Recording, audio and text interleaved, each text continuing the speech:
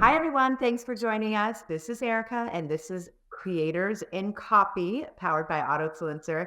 And today I've got with me Danea Buschkoetter, who is a welder extraordinaire. She's a welder educator, but she's really excited because she also has some amazing brand partnerships and has figured out how to tap into the affiliate side of things. So, welcome, Danea.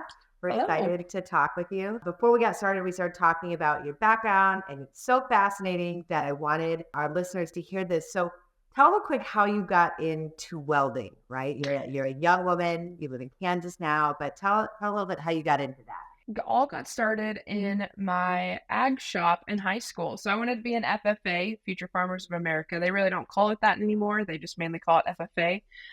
But to do that, I had to be in an ag class. And so I joined the only class that was available to me within my schedule. And that was like an intro to everything class. So animal science, horticulture, small engines, and welding. And the welding portion of it, I was terrified of. Like, I didn't want to do it, but it came down to passing her class or not. And I didn't want to ruin my GPA just because I didn't want to try something.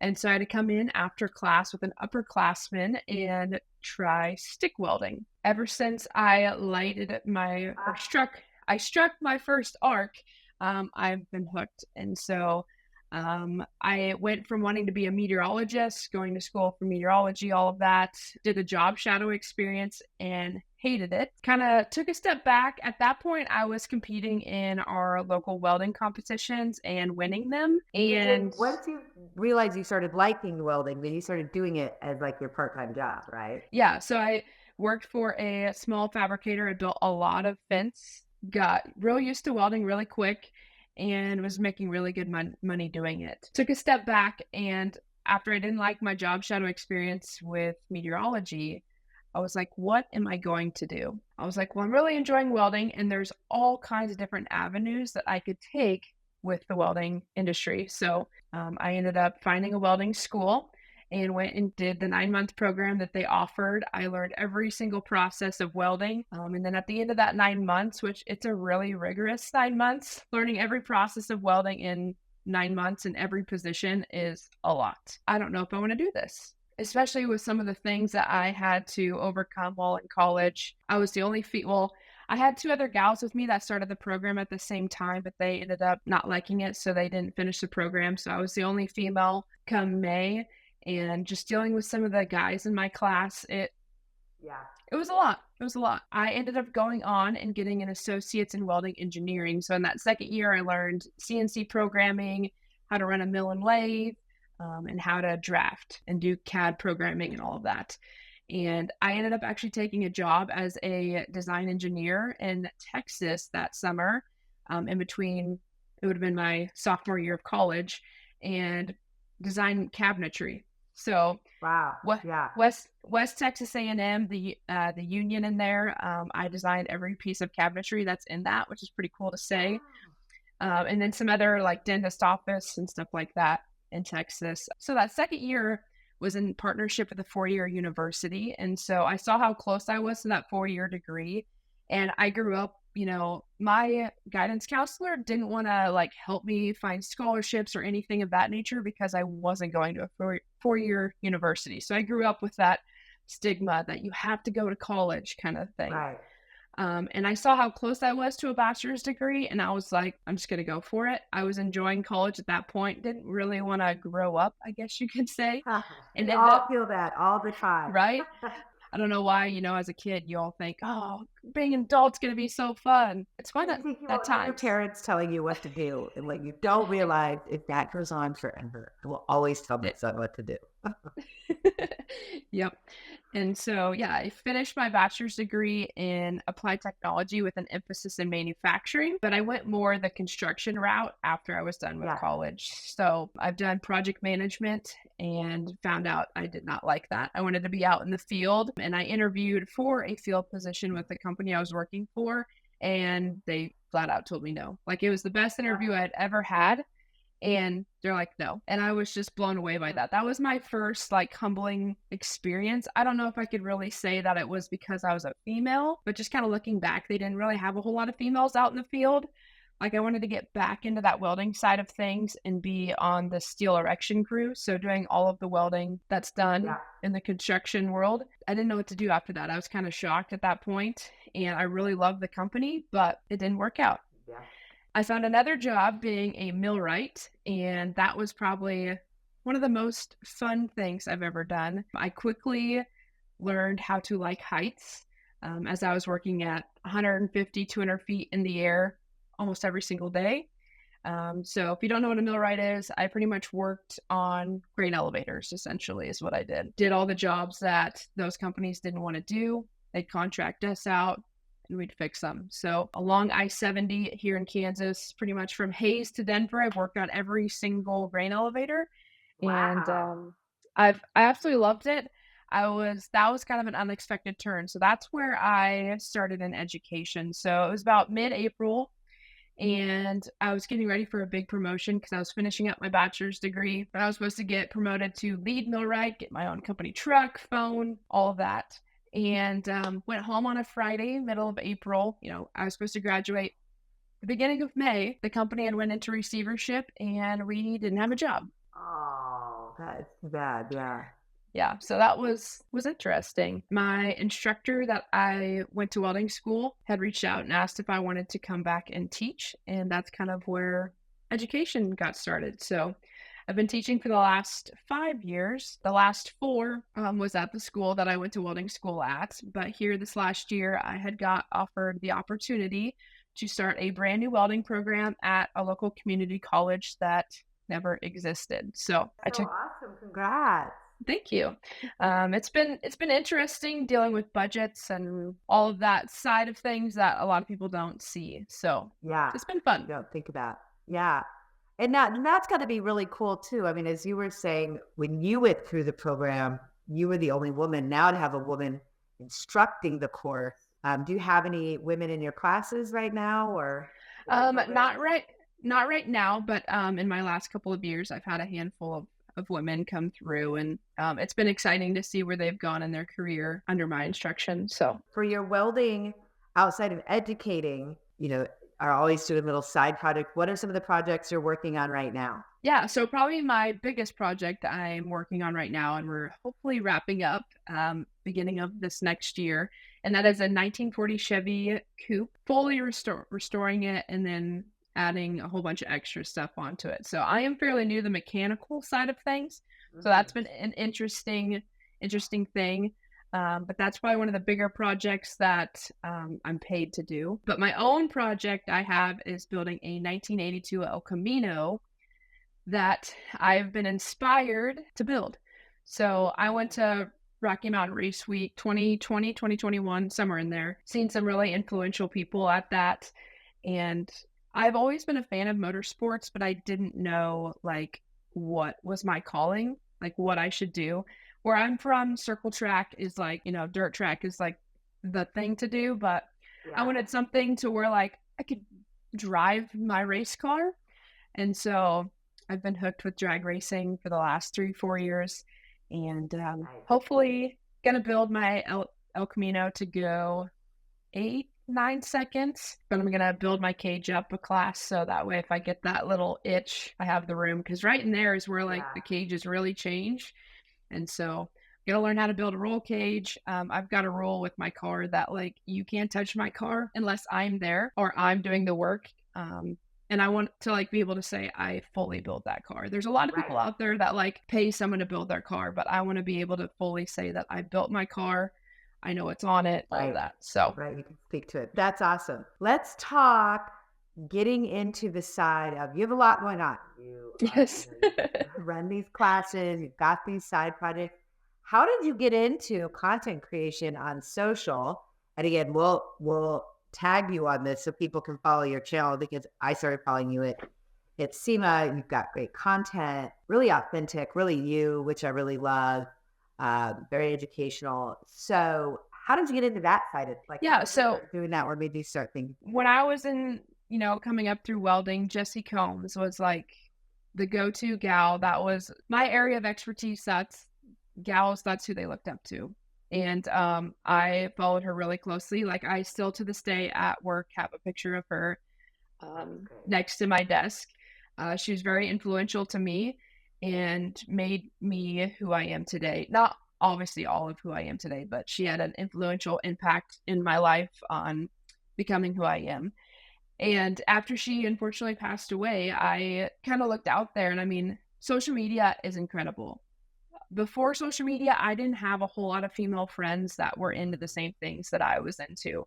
Like, I couldn't go to someone and, talk about what went on in the shop and they understand what's going on. Yeah. And so social media has been so impactful in my life because I can find other females in the industry that understand what I'm going through. And that was the main thing of why I kind of started, is because then I started finding other females doing what I was doing that was interested in the same things I was interested in. I've come to find out that I'm on this earth partially to help influence other people or other women into the trades. Like, that's what I absolutely love doing, Great. is advocating for the trades. The welding industry, the amount of welders that we need in the next coming years is crazy. So if I can help in any way to be an impact in that, that's part of the reason why I share what I do. That's so awesome. And welding, plug for welding, it's a great career. You can get paid very well. My cousin's husband, who is just here, is a welder in Kentucky. He works for LG&E. I mean, he got a month paternity leave.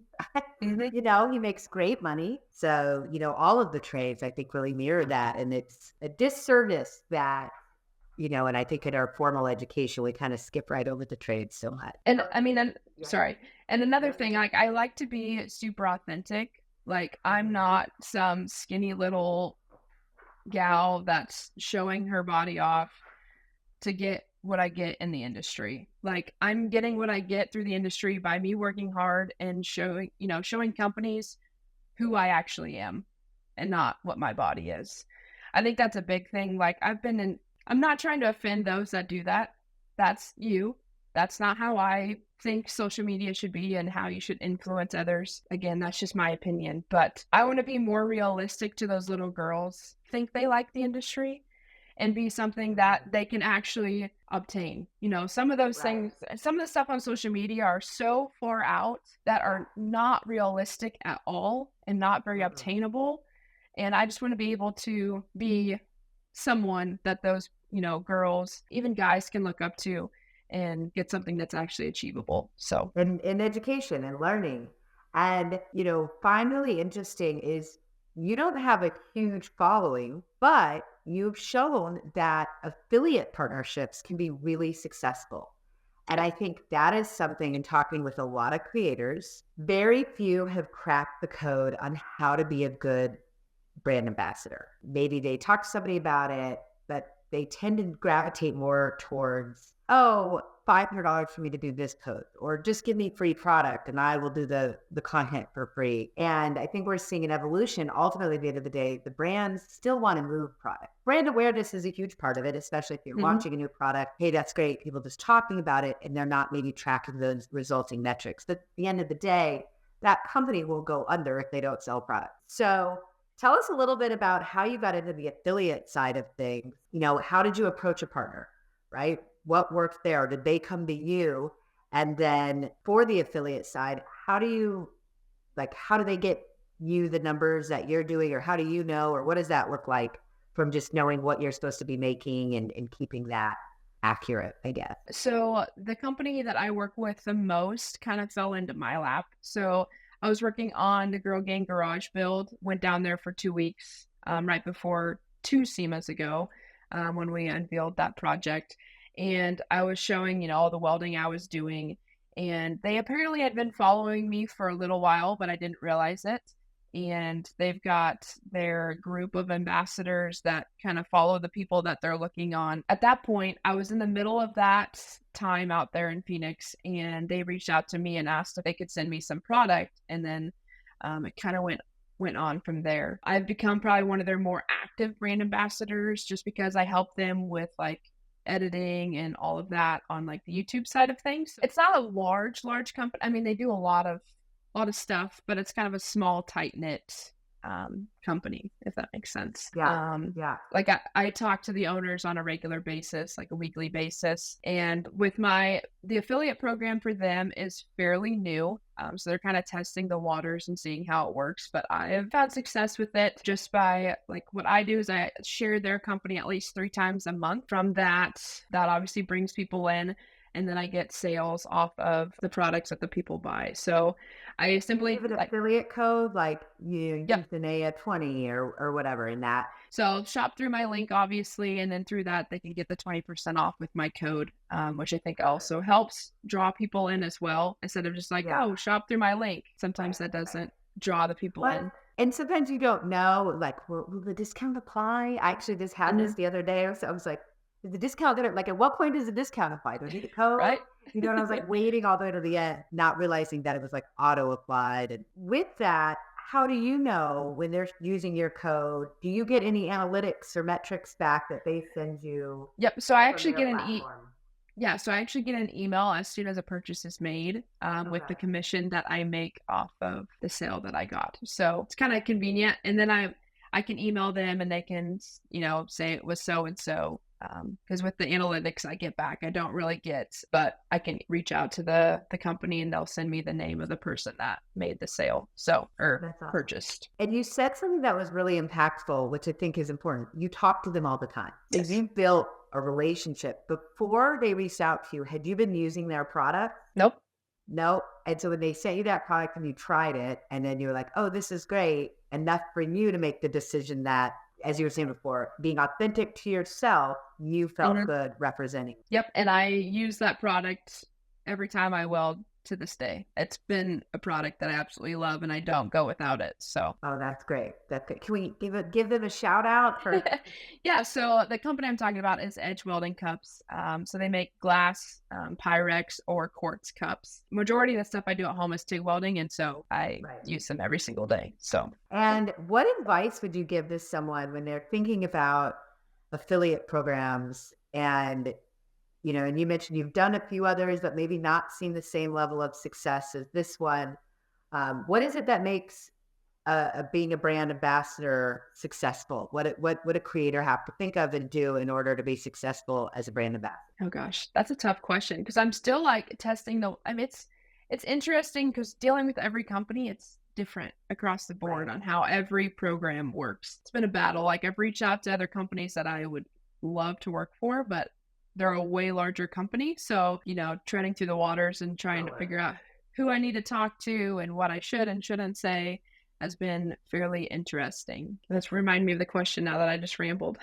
Oh, yeah, no worries. And that's a good one too. So what advice would you give to brands? Let's go that way. So before you give advice to creators, you having talked to or attempted to talk to a lot of brands, if you could give a brand advice on making their brand ambassador programs more successful or getting their products out and being more successful because you are also a consumer, right? You also are the education space. So you work with all the future consumers of these products and welding, right? Yes. What advice would you give to brands as they think about their marketing? And we're going in, a new year to 2024. So, they're thinking about their digital marketing budgets and how do we grow? Everyone's to grow. And most predictions say 2024 will be a slow or flat year. But if you were to give those brands advice, what advice would you give them? I think it's really important to make the brand ambassadors feel like they are someone. Like I've dealt with some companies where they just want what they asked you to get, and they just kind of ghost you after that. I don't know. I like the whole, you feel like you're a part of the organization, you're helping them. You're not just giving them content and that's it. So, making your brand ambassadors feel like a group, an organization, like with Edge, I know every single brand ambassador. I talk to a few of them, on a regular basis. And so that helped me grow my market. So there might be someone in that brand ambassador group that might have a connection that would help me do something else. And so I think that's a super important, just making your brand ambassadors feel like they are more than just an ambassador or an influencer, I guess. Right. Really taking it seriously. I thought it was great. One of the women that spoke, she was from Natera on that Alex Stryler panel about Mhm. sponsorships. They had the brand.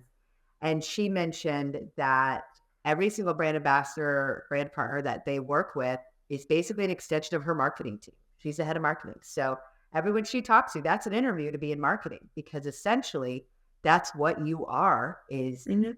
one of her team members, and you have to be able to speak to it. And so because of that, you wouldn't hire someone to join your company and then not ever talk to them, right? Yeah. You'd give Yeah. them information, you'd give them updates, you'd build a relationship with them. And I think that's something that a lot of brands don't recognize or remember, that this is a relationship. I think it's Mhm. also cause too to maybe not have too many brand ambassadors, that it becomes unwieldy. Yep. Or if you don't have a program where the brand ambassadors can work with each other, then, you might want to be more discerning on kind of how many people you bring on to what you can actually manage. Yep. I would agree. That's great advice for the brand. So advice for creators. So it's if a creator, if an influencer, a brand aspiring brand ambassador, what advice would you give them on, creating a strong affiliate program or brand ambassador program? I would say if a creator really strongly wants to work with a company and they're using their products already on a regular basis, tag them. Like if you're making content, be sure to tag them. I have had one person tell me before, like, be careful how many people or how many companies you're tagging within a post. So you don't want to go like tag crazy and tag 20 people. Like you want to keep it pretty small, like one or two, give or take. Yeah. And then if you know their hashtags, that might be another thing that would help you get noticed by that company. But I've noticed even just the repetitive, tagging them, that they will Yeah. gain some interest. I have some companies that I would love to work for or work with here in the future, but I see them following me. I see them, watching Yeah. my stories, all of that. So just making them aware of who you are, I guess, would be Yeah. my suggestion to those creators that want to be a brand ambassador or work with an affiliate program. So, That's great. Great advice. So yeah. today, I anything else? Yeah. I guess I would say if you're trying to make a company notice you, don't be like that annoying, like, squeaky brake. Be subtle, I guess. You don't wanna, like I'm also the one that doesn't wanna, like, put herself all the way out there and Right. Right. then make them like, "I don't wanna work with her because she's driving me crazy and constantly bugging me," but that's just the I did people have a pleaser friend in me, get a so job. I did have a friend get a job because they were so persistent that it was driving people crazy. And they're like, you know what? I think the only way we're going to get him to stop is if we hire him. And he ended up working there for like 15 years. So oh, it there didn't you work go. out, but you never know, right? You just Yeah, got you to you try never different things. Yeah. Yep, you don't know until I guess. All right. Well, this is Creators and Coffee. So we have to know, what is your caffeine drink of choice? Right now, I'm in between, but my OG would probably be a White Monster. Oh, yeah. So I'm an energy drink person, not my I'll drink Yeah. coffee every once in a while, but I really have to be craving it, so Yeah. Mo Yeah. energy drinks are kinda that or Red Bull are usually what I Yeah. have in Good hand, here. so, Nice. Yeah. I went through a Celsius phase and I was like, I got to yes, I drink go. those are I just drank one yesterday, so it just kinda I know. depends on the day. I like all of them, honestly. Yeah, that's awesome. Well, Danea, thank you so much. We appreciate having you on Creators and Copy. Make sure to check her out. We have her tagged here, and give her a follow. She's got great content. And thank you again. Thank you for having me.